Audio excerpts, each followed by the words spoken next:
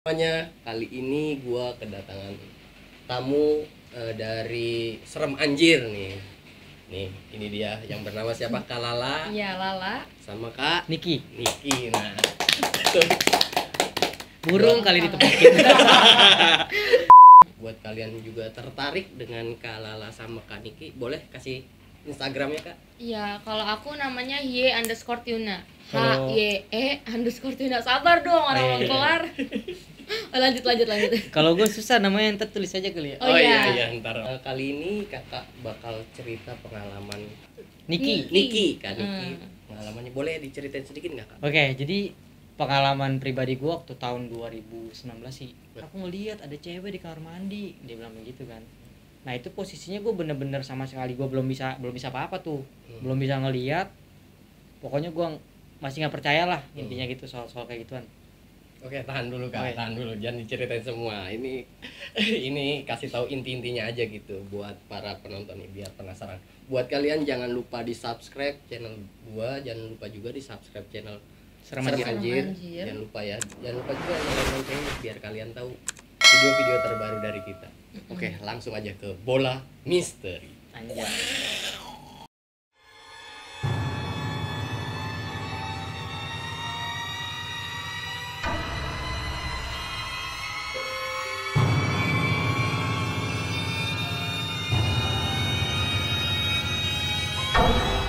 Jadi cerita itu dimulai pada tahun 2019. Jadi waktu itu gue tuh dipindahin nih dari dapat kerjaan baru dari Jakarta ke Tangerang. Karena gue mikirnya biar dapat apa sih tempat yang deket lah sama kerjaan. Akhirnya gue survei beberapa tempat tuh, nyari kontrakan, kosan segala macem. Sampai akhirnya terakhir kali gue survei ke satu rumah nih gue tempatin nih, ya kan. Pertama kali gue lihat tuh rumahnya auranya udah beda banget tuh. Karena kan si ibunya itu bilang begini, ini rumah baru dikosongin beberapa minggu beberapa bulan gitu, gue lupa lah, intinya masih sebentar lah kata dia. Tapi secara logika gue mikir, kok rumahnya kayak udah bener-bener terbengkalai ini, dari keempat rumah cuma ini doang nih, kamar ini doang nih yang terbengkalai, ya kan. Terus pas gue masuk, gue masih ngobrol-ngobrol sama ibunya, kayak nego-nego harga lah gitu kan. Si Lala udah nyelonong duluan ke dalam. Pas dia nyelonong, dia teriak, gue pikir kenapa kan, kata dia kaget itu. Astagfirullahaladzim, gue langsung samperin ke dalam, gue tanya lu kenapa, nggak apa-apa udah ntar aja pas di depan aja. Oh ya udah, singkat ceritanya pas si ibunya udah pulang baru dia cerita, katanya gue ngeliat cewek katanya, serem banget mukanya katanya. Masa sih, gue masih sih karena kan pada saat itu gue masih benar-benar belum percaya lah kalau misalnya memang pasangan gue ini bisa ngeliat sosok astral, karena gue pribadi juga saat itu belum kebuka.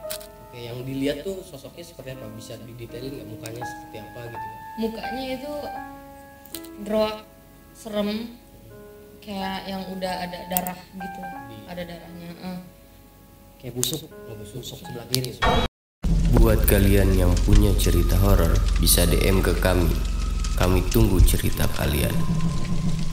Udah dong, tuh gue sempet debat sama Lala. Gue bilang ya dimanapun nih pasti ada lah, gue bilang gitu kan. Udahlah mau gimana, kita udah mau masuk kerja nih beberapa hari kali, beberapa hari lagi gitu kan.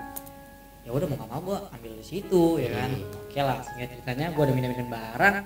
Malamnya nih gue cerita lagi teleponan ya kan sama temen gue, ngomongin besok mau tanda kontrak kerja. Lagi debat sama temen gue, tiba-tiba di jam setengah 12 sampai jam 11 gue lupa, lampu kamar mandi, karena kan posisinya itu saat lu masuk dari depan nih itu dia ngeblong, jadi nggak ada pintu-pintu kamar. Ngeplong gitu ya. Cuma memang sekat ruang 1, ruang 2, ruang 3. Cuman jalannya langsung ngeplong ke arah dapur. Oke.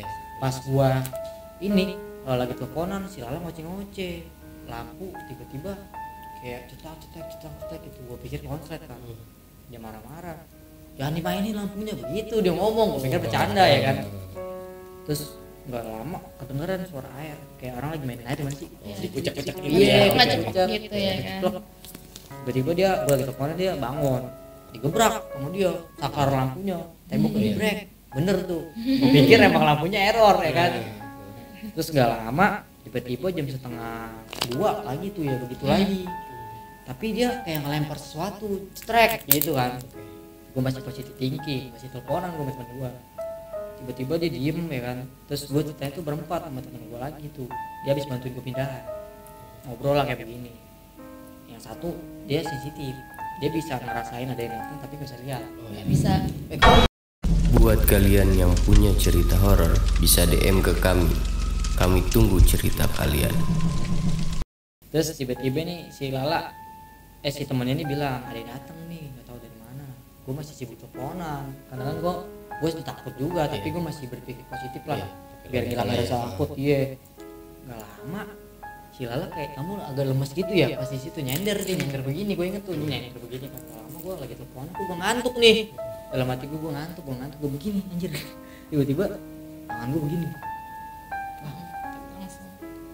terus langsung ngelihat ke arah dapur kayak begini doang. Setelah nanya, wah masuk nih kaki gua kata Lala gitu. Dari kesurupan nih? Iya, tapi kita bilangnya medium sih. Medium sih. Iya, kita bilangnya berinteraksi lah. Oh iya, oke. Terus ceritanya nih si Lala nanya, ini siapa? Kakaknya bilang saya dari Lampung, dia bilang begitu. Dia tahu kakinya, nanya ya dari mana mau? Ya kan Ajar. ini apa namanya bingung Iya, banyak gitu. lah ya.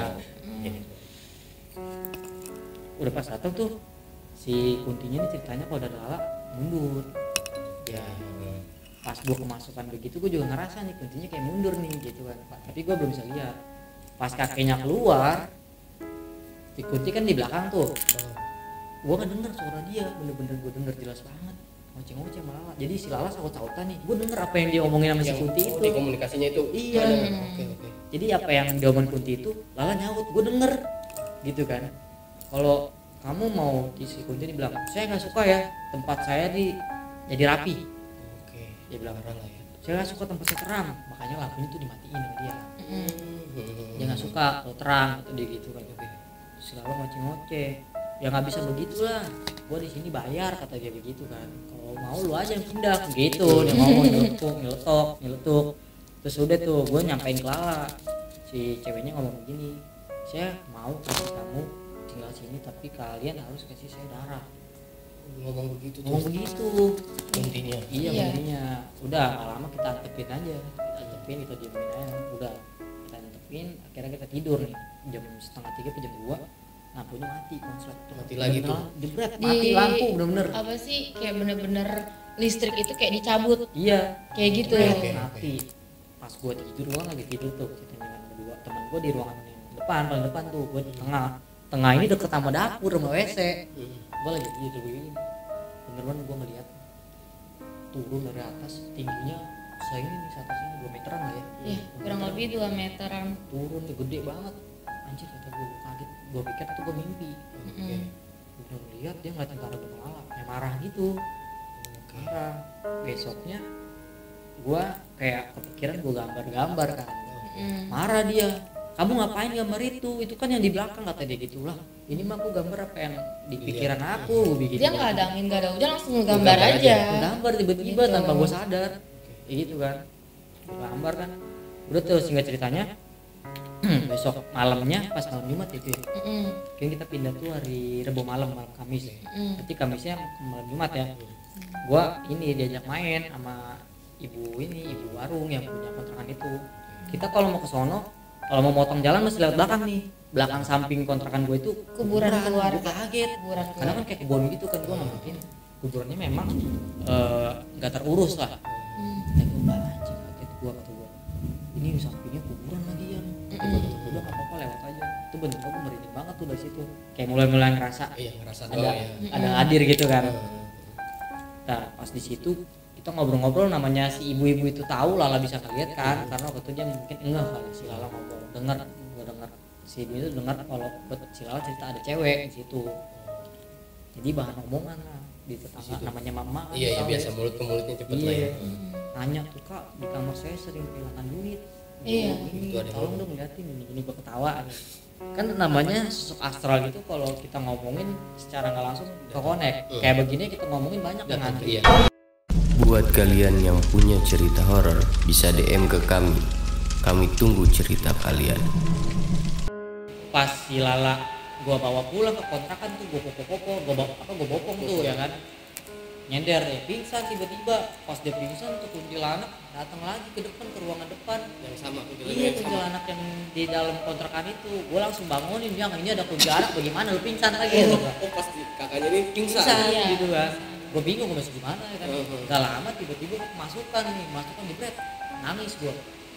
Jangan ini sakit cucu saya deh, begitu. Tapi kamu kan masih bocah anak itu kan. Gak lama gitu, malah makin parah. Gue panik dong dalam hati gue nih, gue masih gimana. Ditembakin terus gitu kan. Iseng bener kayak nyentil-nyentil gitu. Nyerang. Iya. Terus gak lama tuh masukkan lagi, pada datang semua punya lala. Gue lihat, itu rame amat nih dalam hati gue. Langsung masuk tuh pakai yang harimau. Tiba-tiba gak tahu kenapa diterobos, jebret, masuk. Gue langsung kayak macan gitu tuh. Langsung kayak macan. Ke arah dapur gue ngeliatin, gue tunjuk kan, ya pakai bahasa Sunda, artinya jangan ganggu cucu aing, jangan ganggu cucunya. Inilah ngomongnya gitu. kayak ulah, pokoknya gitu dah, ulah ganggu aja yang Sunda nggak bisa ngomong ya. Yang ngomong begitu kan. Udah, pokoknya saya cerita tuh kayak berantem lah, kayak kado ilmu begini. Berarti kakak lihat itu posisi lihat, bener-bener lihat. Terus sempat keluar bentar, si kuntilanaknya udah ketembak sama kakeknya Lala, mundur dia mental ke tembok ke belakang kan, dia naik lagi ke atas tuh. Sadar bentar tuh, tapi masih setengah sadar gue, kayak ngawang kan. Gue bilang yang gue udah gak kuat ya, gue bilang itu dia udah mulai sadar tuh. Gue udah gak kuat nih, gak lama masuk lagi, sampai 8 kali ya, tapi beda-beda. Beda lagi. Beda-beda, punya Lala juga masuk, ngamuk. Terus sampai terakhir bener-bener digaplok begitu, mental bener-bener kuntilanaknya udah gelepak begitu. Mental. Sudah tuh, pas itu tiba-tiba gua setengah sadar begini, masuk kuntilanaknya ke gua, ngomong sama Lala. Ampun katanya gitu. Saya sebenarnya baik, tapi saya kecewa, saya ditinggal di sini sama tuan saya yang dulu katanya. Terus saya dijanjiin darah, ternyata saya dibohongin. Makanya saya nggak percaya sama manusia, dia bilang. Saya nggak suka tempat ini diisi. Iya, kayak gitu kan. Mungkin kalau misalnya dicari tahu tuannya sebelumnya itu mungkin minta izinnya begitu kali ya. Ya udah lu di sini dah buat darah. Tiba-tiba nggak dikasih, ngamuk. Terus si kuntinya dia bilang, nanti sampein ya sama si ibu yang punya kontrakan, saya mau ngomong mau minta maaf. Dia sendiri tuh. Iya, akhirnya kita panggil tuh. Malam itu juga masih satu keluarga juga, jadi si ibu-ibu itu punya, dia emang tinggal di nama kampungnya apa ya, pokoknya nggak jauh dari stasiun Poris, belakang masjid yang warna hijau gede dah, belakang masjid itu. Dan itu masih saudara semua, dia bawa semua saudara-saudaranya, teteh-tetehnya atau adik-adiknya, bawa sama tetangga juga, pada ngebantuin ngirim doa. Iya, jadi pas udah datang kita ngomong, Pak begini kita ceritain apa yang terjadi. Nah si kuntinya masuk ke awal, yang ngomong namanya Surti, dia bilang gitu. Si ibu tuh tahu si Surti itu. Tahu ternyata. Udah, jika ceritanya didoain lah kita Iya. ya. Udah tuh si Surti senyum-senyum, dia bilang, udah saya kasih kamu tinggal di sini, saya nggak akan ganggu lagi. Memang benar dia nggak ganggu. Jadi selama kita tinggal di situ, kalau ada orang iseng, kadang ada orang iseng nih ngebangunin kita pagi-pagi, ya kan Surti kan tau lah kita begadang. Dia ingin orangnya, maksudnya jangan digangguin nih anak lagi tidur. Bahaya juga sebenarnya, ada proteknya juga. Terus udah gitu, setiap ada orang iseng, kan namanya di situ kan kita takut ya, motor taruh depan rawan maling lah, namanya nggak digembok. Nggak ada pagar, langsung ngeplong gitu rumah. Dia duduk di motor gue, tiap malam tuh jagain ya begini udah kayak hansip. Ya terus gue tahu itu dari si anak depan seberang kontrakan juga, dia bisa lihat. Dia nanya gue, kok itu si Surti suka duduk di motor ya kalau malam ya, kata dia gitu. Dia ngomong. Gue tanya sama si Surti, ya saya jagain motor. Takut ada yang ini, dia bisa benar-benar nampakin ke orang. Benar-benar nampakin ke orang. Kalau sosok astral itu udah benar-benar bisa nampakin ke manusia, itu berarti dari dia bukan kaleng-kaleng kalau gitu, ya kan. Nah, terus gue bilang ya udah, lu kalau misalnya mau ngikut gua, ya gua nggak bisa kasih apa-apa, gue bilang. Gua kasih doa, tapi doa lewat Lala. Lala tuh ngikut sholat ya, ngikut sholat. Jadi Lala tuh sholat, ternyata selama ini Lala sholat, dia di belakang ngikutin gerakan apa, tapi kupingnya tuh ditutup, disumpel gitu. Ya dia kalau kita bacain Al-Quran, ayat Quran itu panas. Dia ke badannya ya. Iya. Gitu. Terus hari-hari ya udah berjalan seperti biasa gitu, tapi kejanggalan itu mulai terasa beberapa bulan kemudian gitu. Gua kan kadang kalau gue pulang tuh dia tipu gitu. Dia memang jagain gue dari kuntilanak lain. Nah ternyata maksudnya itu dia nggak mau kuntilanak yang lain demen sama gue gitu. Iya ibaratnya. Iya pelakor. Bener. Karena kan gue orangnya tuh gue peduli gitu. Iya. Dia cerita sama gue, lu kenapa begini? Dia flashback kasih gue gambaran Kasih lah. gambaran tuh. Iya, jadi semasa hidupnya tuh dulu dia wanita penghibur ceritanya tuh. Dia kenalan sama cowok, dia jatuh cinta sama cowok namanya si Dimas. Nah, ceritanya tuh si Dimas itu bohongin dia. Dia diajak, ternyata tuh intinya tuh si Dimas ngejual si Surti ini ke temannya lagi. Ceritanya tuh dia dijebak, diperkosa lah tuh bergilir. Udah begitu dihajar sampai benar-benar babak belur. Gue jujur aja pas gue dengar cerita si Surti gue sedih. Benar-benar sedih gue, benar-benar kasihan gitu kan. Udah mati dibuang mayatnya. Makanya kenapa mukanya tuh busuk. Jadi kayak di cerita flashbacknya itu dia tuh dari penglihatan si teman-temannya atau dia dijebak itu emang udah mati. Nyatanya dia tuh masih setengah hidup, dilempar kayak ke jurang, mungkin ke bentur batu namanya jurang ya kan, kita nggak tahu itu bentuknya kayak gimana, kayak gitu. Kena mukanya gerowak gitu. Udah pas udah begitu gue ngerasanya begini nih, kok badan gue makin kurus nih ya kan. Gue nggak ada angin nggak ada hujan, gue makan banyak gitu. Malah juga kok badan gue makin kurus. Gue sempat bilang jangan darah kita disedot ya, gue bercandain sama dia. Pertama itu tuh, yang kedua anehnya gini, pas gue mandi kan kamar mandi itu nggak ada pintunya cuy. Jadi untuk hoarding aja ya, kayak di slot gitu doang. Jadi kalau dari luar kelihatan. Jadi segini doang di kepala kita kelihatan gitu. Gue mandi, gue tutup, Surti ngeliatin gue cuy. Tapi kalau kata orang kan kalau kita telanjang, kuntilanak takut kan. Ini gue telanjang, ini malah ngeliatin. Anjing kata gue sampai teriak tuh. Yang, apa kata dia? Sini temenin aku mandi. Gue merasa kayak dicabulin cuma begini anjir. Gantian diperkosa. Iya, Surti ngeliatin aku mulu katanya. Terus Surti ketawa. Gitu, dikira lucu kali ya. Iya. Tapi emang iya sih lucu. Udah tuh, kedua itu gue janggal nih ya kan. Pas ketiganya bener-bener tuh waktu gue lagi berantem sama Lala cekcok gue tidur gue pas balik badan Surti nyempil di tengah. Gue pikir Lala meluk gue gitu kan, kayak udah sabar ya. Nah Surti, gue kaget terus nengok muka Surti Langsung iya, kaget, gue bener-bener kaget, gila ya kan. Gue teriak, gue dorong si Lala. iya. Parah Iya, sih gitu. Terus yang terakhir janggalnya itu aku 4 bulan ya, 4 bulan aku nggak mens gitu. Dari situ kayak ngerasa oh pas udah ketahuan udah kayak kecewa ya kan. Nah ketahuan itu gara-gara kita cerita sharing begini lah sama temen gue punya om itu bisa ngerti lah kayak begini lebih berpengalaman. Gue cerita dipanggil si Surti, ternyata dipanggil cari tahu, wah si Surti demen nih sama si Niki kayak gitu kan. Gue langsung wah kok begitu sih, gue nggak mau lah om kayak begini ceritanya, gue bilang begitu kan. Udah lah om usir aja lah, orang saya mah niatnya baik kok, gue bilang begitu, biar dia tuh bener, gue bilang gitu kan, biar nggak makan darah lagi, biar apalah gitu intinya kan. Begini nama omnya temen gue, lu semasa hidup udah jadi pelakor, lu pengen meninggal pun lu mau jadi pelakor nih gitu. Ya usir lah. Ya sudah, singkat cerita pas diusir dia minta maaf sama gue, minta maaf, saya nggak maksud kayak gitu, cuman saya seneng kamu peduli sama saya, karena nggak ada yang peduli sama saya gitu. Ya gue juga kasihan sama dia, cuma cara dia salah. Dari situ gue udahlah lepasin aja, dibersihin udah nggak ada lagi. Karena benar-benar semenjak dia ngikutin gue tuh kayak nggak nyaman, gue juga kan berasa kalau kita diikutin sama negatif kan. Iya, kayak ada yang perhatiin sama Iya, gimana ya? jadi nggak nyaman kayak gitu. Udah dari situ tenang hidup gua, udah nggak digangguin lagi sama dia gitu kan. Cuma memang kadang-kadang kayak tiba-tiba suka datang kayak gitu. Tiba-tiba datang gitu. Dateng. Biasanya nyapa enggak sih, kayak ngobrol gitu. Kayak nongol doang, nggak Oh, nongol. ngomong, tapi datangnya marah, Lu marah. marahnya ke dia. Tapi di selama hubungan juga sempet nggak sih kayak cekcok dulu sama Ih, berantem mulu. Dia bikin berantem. Berantem mulu gitu. awalnya gimana kak yang dirasain kakak tuh waktu itu? Kayak bawanya kesel aja sama dia juga kesel sama gua. Kayak masalah kecil jadi gede gitu kan. Gak jelas berantemnya itu. Ya segitunya ya, sesuatu Iya. itu ya. Karena dia mainnya tuh halus.